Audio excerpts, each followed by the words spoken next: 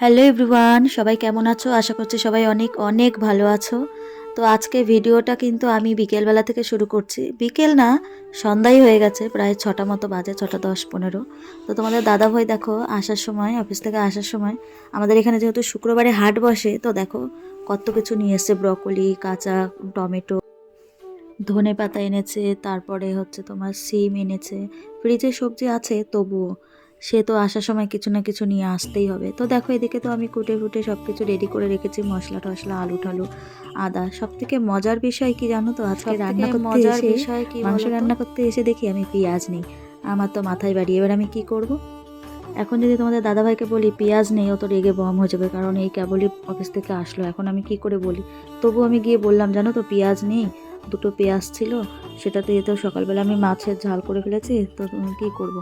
তা আমি হচ্ছে থাকে, তাহলে আনতে হবে না, তাহলে আমি হচ্ছে পেঁয়াজ ছাড়াই আজকে রান্না করে দেখি কেমন লাগে। তো ও চুপ করে বসে থাকার পরে কিছুক্ষণ পরে এসে বলছে, তাহলে তুমি বাবুকে ধরো, আমি পেঁয়াজটা নিয়ে আসি।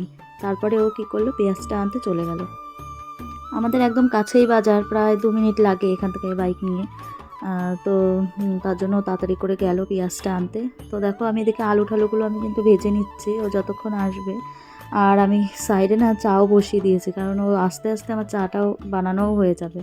তো দেখো এখানে আমি আলুগুলো ভেজে নিচ্ছি, কারণ আমি সাধারণত আলু ভাজি না, কারণ এই নতুন আলু তো, নতুন আলু না ভাজলে কীরকম একটা কাঁচা কাঁচা গন্ধ, আমার ভালো লাগে না।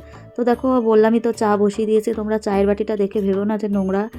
এটা আমি দুপুরবেলা হচ্ছে যখন মেয়েকে স্নান করাই, তখন কিন্তু ওই গরম জল করেছিলাম, এই জন্য জাস্ট সাদা সাদা হয়ে গেছে, এমনি ভালো বাটি। তো দেখো এখানে আমি তো কড়াইতে গরম মশলা দিয়ে দিয়েছি, গোটা গরম মশলা। আর এই যে তোমাদের দাদাভাই তো পেঁয়াজ নিয়ে এসছে, ও কেটেই দিল পেঁয়াজ। আর হচ্ছে ওই চুই ঝাল আছে না, সেই চুই ঝালটা ওকে এখন কাটছে বসে। আমি এই যে আমাকে পেঁয়াজটা তাড়াতাড়ি করে কেটে দিল। আমি এই যে, ও আবার একটু বাজারে যাবে, যেহেতু দরকার আছে, এই জন্য এখন একটু বাজারে যাবে চা টা খেয়ে। তো দেখো আমি পেঁয়াজটাকে তো সুন্দর করে লাল লাল করে ভেজে রান্না আর কি দেখাবো। মাংস রান্না সাধারণত মানে পৃথিবীর সবাই মাংস রান্না করতে পারে, কিন্তু আমি কিভাবে রান্না করি সেটা তোমাদেরকে আজকে আমি দেখাবো। তো দেখো পেঁয়াজটা ভালো করে আমি ভেজে নিয়েছি। যখন পেঁয়াজটা একটু ভেসে ভেসে আসবে, মানে তেলের ওপরে উঠে আসবে, তখন আমি কিন্তু কাঁচা টমেটো বলছি কেন, টমেটোগুলো দিয়ে দিয়েছি। টমেটো যতক্ষণ না ভাজানো হবে ততক্ষণ কিন্তু মশলা দেবে না। টমেটো দিয়ে কাঁচা একটা গন্ধ হয়, সেই টমেটোটা ভালো করে ভেজে নিলে দেখো এরকম এই যে গলে গেছে। তারপরে কিন্তু আমি এই যে আদা, রসুন, জিরে, শুকনো লঙ্কা যে পেস্টটা করে রেখেছিলাম, মাংসে যা যা মশলা লাগে, তো সেই মশলাগুলো দিয়ে আমি সুন্দর করে কিন্তু কষিয়ে নেব।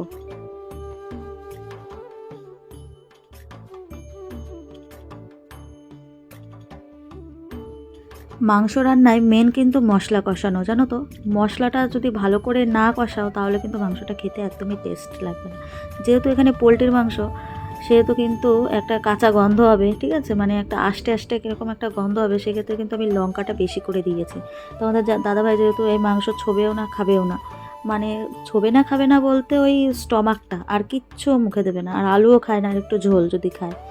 ও পোলট্রির মাংস একদমই খেতে চায় না। তো দেখো মশলা কষাতে কষাতে আমি এই যে লবণ হলুদ দিয়ে দিলাম, দিয়ে সুন্দর করে আরও ভালোভাবে কষাতে হবে যতক্ষণ না তেল না ছাড়বে। তো দেখো মশলা তো আমার প্রায় কষানো হয়েই গেছে, এবার আমি মাংসগুলো দিয়ে দিচ্ছি।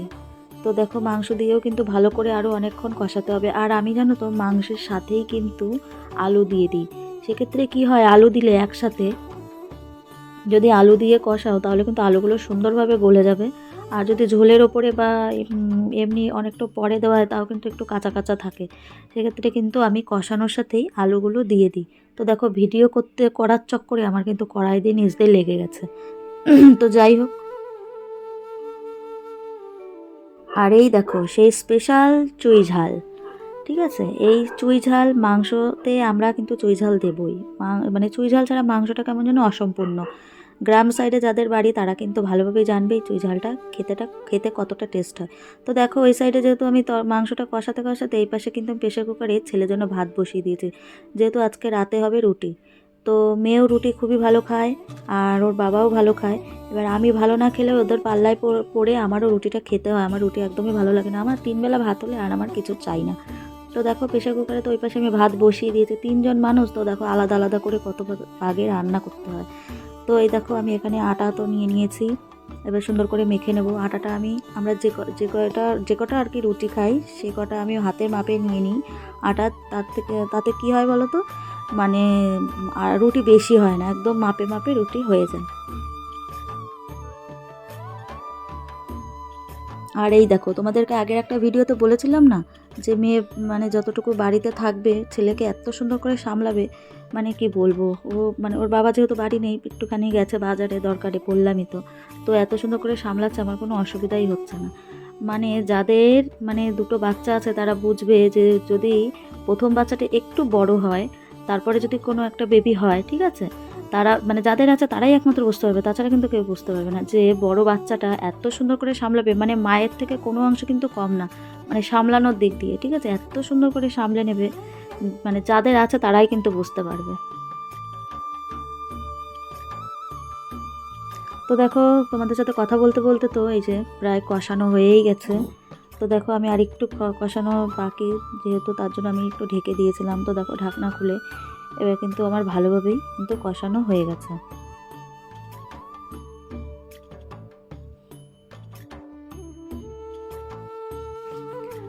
তো জানো তো, আমাদের বাড়িতে মাছটা কিন্তু রেগুলার হয় একমাত্র বুধবার বাদে, যেহেতু আমরা বুধবারটা মানি, আমাদের বাড়িতে হরি মন্দির আছে, আমরা যেহেতু মতুয়া, তো আমাদের বুধবারটা মানতে হয়। আর আমি যেহেতু দীক্ষিত, আমি দীক্ষা নেওয়া আছে, মানে হরি ঠাকুরের দীক্ষিত। তো সেক্ষেত্রে আর মাংসটা আমাদের বাড়িতে হয় কিন্তু খুব কম, কিন্তু মাছটা কিন্তু রেগুলার হয়। তো দেখো কষানো হয়ে গেছে প্রথম থেকে, মানে মশলা কষানোর থেকেই শুরু করে দিয়েছে, মা মাংস দাও মাংস দাও। এরকম কে কে করেছো বলো তো ছোটোবেলায়? দেখো এইসব দেখলে না ছোটোবেলার কথা সত্যিই মনে পড়ে যায়। তো দেখো মেয়েকে এখানে তো বাটিতে আমি মাংস দিয়ে দিয়েছি, ও অতগুলো খাবে না, ওখান থেকে আমিও দুটো খাবো। ও মানে ওই যে খাবো খাবো মাংসর গন্ধ, মানে মশলা কষানো থেকে ওর গন্ধ নাকে গেলেই হয়েছে ব্যাস, মাংস দাও, কিন্তু খেতে কিন্তু সেরকম পারে না, ওই 1 পিস কি 2 পিস। তো দেখো মাংস তো ভালো করে আমার কষানো হয়ে গেছে, তারপরে দিয়ে দিয়েছি আমি জল। এখানে আমি ঠান্ডা জলই দিয়েছি, গরম জল দিলে খুবই ভালো হয়, কিন্তু আমি দিতে পারিনি, আমি ঠান্ডা জলই দিয়েছি। আর যেটা সিক্রেট তোমাদের বলবো, এটা অনেকে জানো কি না আমি জানি না, হয়তো জানো, কিন্তু তাও তোমাদের যারা জানো না তাদের বলে দিই, অনেকে মিট মশলা কিন্তু কষানোর সময় দেয়, সেটা কিন্তু একদম ভুল। তোমরা একদিন ট্রাই করে দেখো, ঝোলের ওপরে মানে নামানোর একটু আগে আগে মিট মশলা গরম মশলা এগুলো লাস্টের দিকে দিলে তরকারিটা খেতে কতটা টেস্ট হয়, তোমরা কিন্তু একদিনকে এরকম করে দেখতে পারো। অনেকেই, আমি অনেককেই দেখেছি, আমার মাকেও দেখেছি যে মিট মশলা কিন্তু কষানোর সময় দেয় না, সেটা কিন্তু একদমই ভুল। মিট মশলা যে গন্ধটা, সেটা কিন্তু ওই কষানোর সময় কিন্তু পুরোপুরি নষ্ট হয়ে যায়। সেক্ষেত্রে কী করতে হবে, লাস্টের দিকে দিতে হবে মিট মশলা গরম মশলা দুটো একসাথে, মানে পরপর। আর ধনেপাতা, ধনেপাতা থাকলে আমাদের বাড়িতে যদি ধনেপাতা থাকে, আমি প্রত্যেকটা তরকারিতেই কিন্তু আমি ধনেপাতা দেবো, ঠিক আছে, আমার ধনেপাতার গন্ধ কিন্তু দারুণ লাগে। আর মাংস হলে আর ধনেপাতা যদি থাকে আমি মাংসতে দেবই। তো দেখো এদিকে তো আমার তরকারি রান্না হয়ে গেছে, একদম গরম গরম ধোয়া উঠছে, দেখতেই পাচ্ছ। তো চলো খেয়ে নিই। তো শুভরাত্রি, সবাই ভালো থেকো, টাটা, দেখা হচ্ছে।